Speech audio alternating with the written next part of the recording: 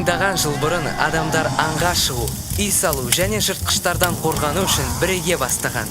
Қазіргі заманға адамда жалғыз өмір сүре алмайды. Отбасы, достары, әлеуметтік желілер, осының бәрі адам өмірін жеңілдету үшін керек. Бұл қалай әрекет етеді? Айталық, бизнес бастағын келді делік.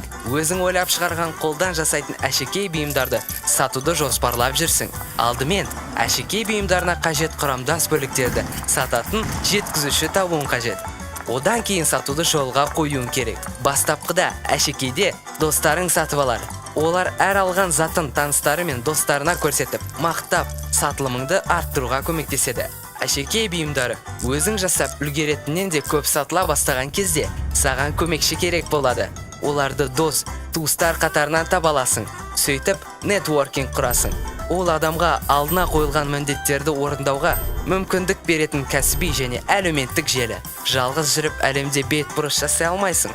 Ол достарың мен серіктестерің бар кезде ол жылдам әрі оңай жүреді. Бизнеске арналған нетворкинг ұзақ мерзімді байланыс орнату деген сөз. Ол үшін бірнеше кеңес бар. Өз бизнесіңе қатысты шаралардан қалма. Жұртпен таныса берсең, пайдалы байланыстар орнату оңай болады.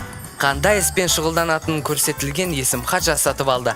Танысқан адамдардың бәріне тарата бер. Өзіңе қызық көрінген бизнесіңе пайдасы тиер-ау деген адамдардың байланыс деректерін алып жүр. Әлеуметтік желіде белсенді бол. Ол таныстықтарды жеке басыңның мүддесіне ешқашан пайдаланба. Тек бизнес үшін ғана. Сонда жақындарыңмен бірге армандарыңды іске асырасың.